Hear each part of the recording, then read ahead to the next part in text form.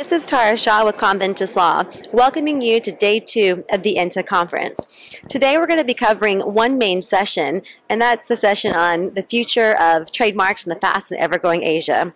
We're also going to take you on a tour of the exhibition hall, and finally we're going to bring you full coverage of the welcome reception.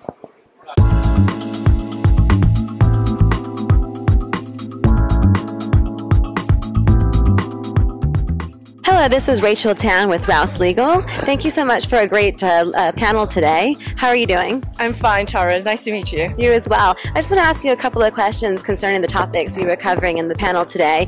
One of which is with the rapid growth of consumer demand in Asia, what do you foresee or anticipate being one of the greatest issues or difficulties with IP brand protection? I think what is a great difficulty is that now everything is moved to the online sphere, so information travels faster, people have greater access, so while this is actually great for brand owners, a downside is that you're going to have a lot of online infringement, and you don't know the people actually behind the infringement, so actually it may become even more difficult to enforce. Right, thank you. One last question for you. With the enforcement of protection rights, IP protection rights in China being so difficult, do you see any changes in the law that might assist trademark owners with this problem? Well, we have the Revised Trademarks Act, and that came to force on 1st of May. I think in the law, the government's so alive to the fact with all the issues, especially bad faith applications. So they have tried their best to strengthen, the law in terms of dealing with bad faith applications. In addition, they've increased the fines, so the heavier penalties and fines against infringers. The courts can now ask for count of books, and so that will help with assessing damages. So I think overall the government is very alive, and they're trying, and there are lots of campaigns. But it's a big market, and it's going to be difficult. So hopefully, gradually, it will get better. Thank you so much for your time. I appreciate it. Thank you. Thank you, Tara.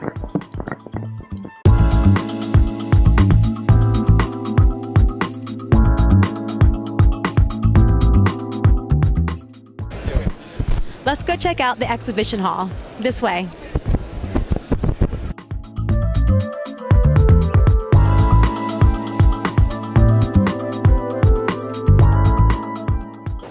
I'm here with Darren Barton, publisher of Asia IP. How are you doing today? Very good, thank you. I understand you are a media INTA veteran. That's right. I think this is about my 12th INTA event.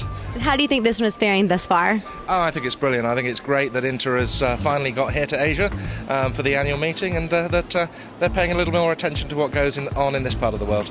Excellent. Can you tell us a little bit about Asia IP? Certainly. We're a magazine company.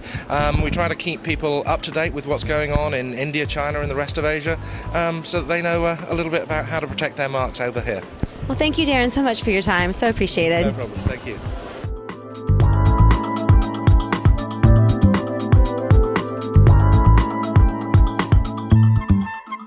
Hello, I'm here with Alvin Kwan with CSC Digital Brand Services. Can you tell me a little bit about the services that your company provides?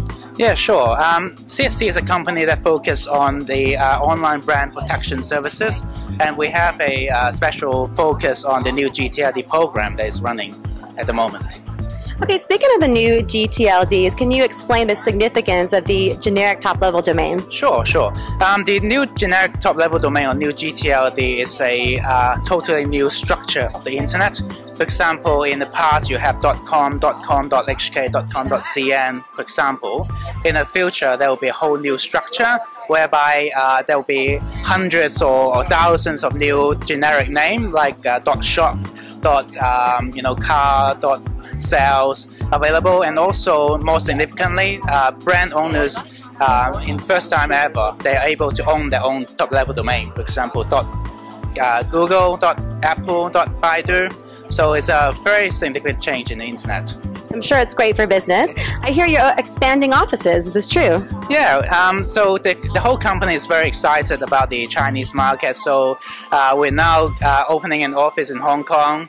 We have a few staff here, so building up a presence in Hong Kong, serving the greater China market. So we're very excited about that, and we see a huge market potential. Excellent. I wish the Hong Kong office the best of luck, and hopefully we'll see you. And enjoy the rest of your conference. Thank you. Thank you.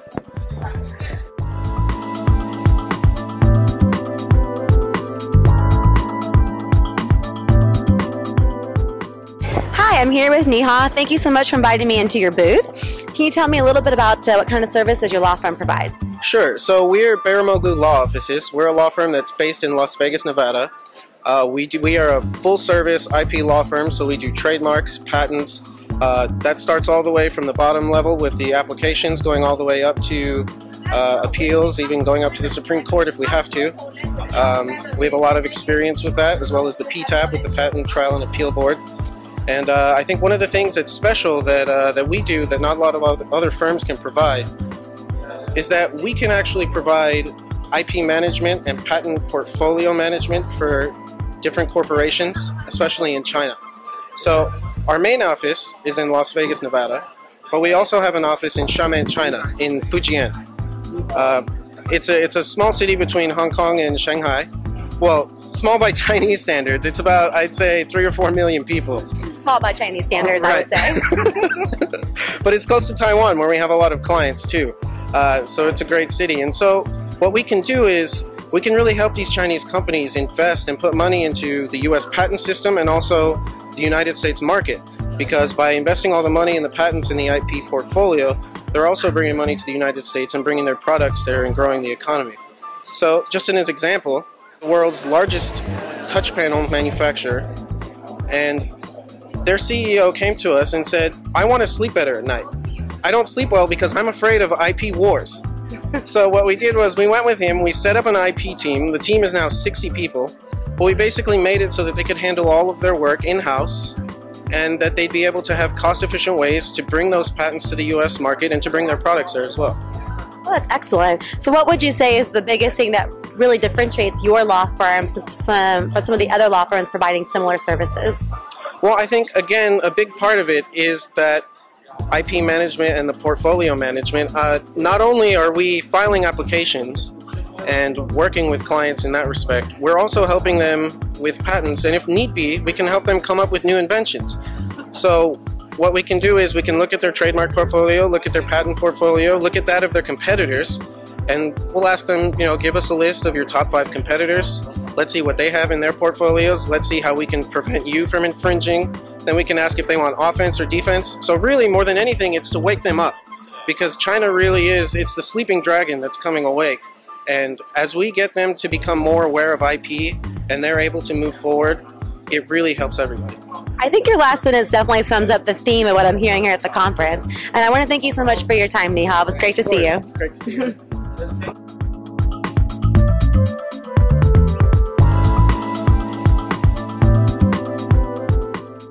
Hi, we're at the INTA welcome reception. There's a lot going on here, as you can see, and there's quite a bit of celebration of Hong Kong culture.